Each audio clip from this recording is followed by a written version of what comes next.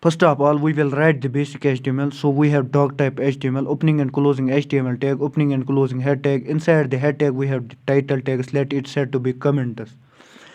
Also, we have the opening and closing body tags. आज हम बात करने वाले हैं कमेंट्स के बारे में, HTML कमेंट्स के बारे में। ये क्या होते हैं और कहाँ पे यूज़ होते हैं।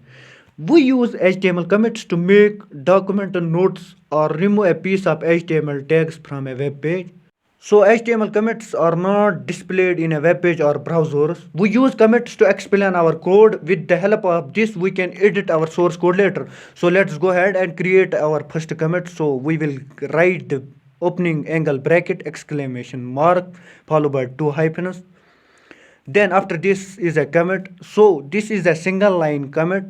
This is a single line commit.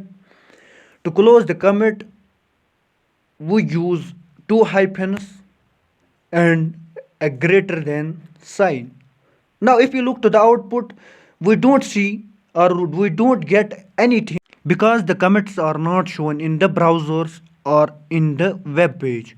To make multi-line commit, all we have to do is to start the commit, then write the commit text like this is a multi-line commit. This is a multi-line commit. Then close the comment tag. If we check the browser, we didn't get anything because the comment tags are not shown in the browsers.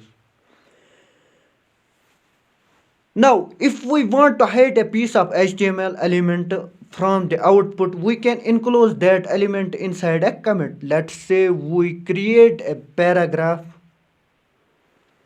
This is a simple para.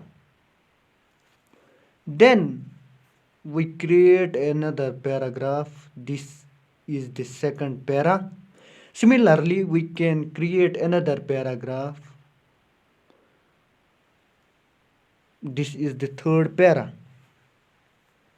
So we can see we have the three paragraphs. Let's say we want to commit our second paragraph. All we have to do is enclose the element inside the commit. Inside the commit. So if we close the paragraph inside the commit tag and if we check the output, we don't get the second paragraph.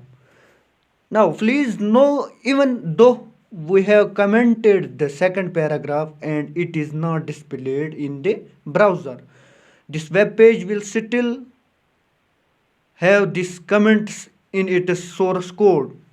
Now let's talk about conditional comments,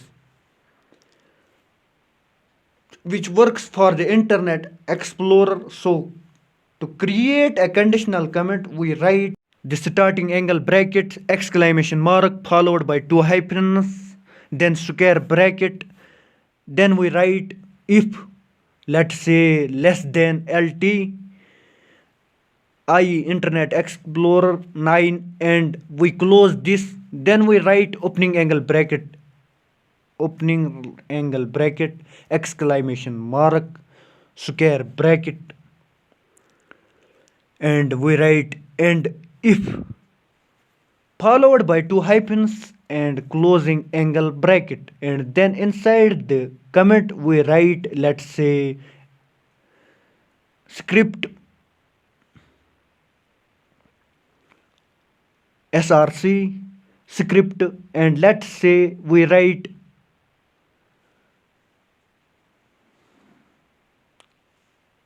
app.js. So we have created a conditional comment and we are trying to say that if the web browser is Internet Explorer and if it is less than IE 9, then anything within this if condition will be used, else ignored. So we have this if condition and this is the starting of the if condition and this is the end of if condition and this is the conditional comment. So thanks for watching.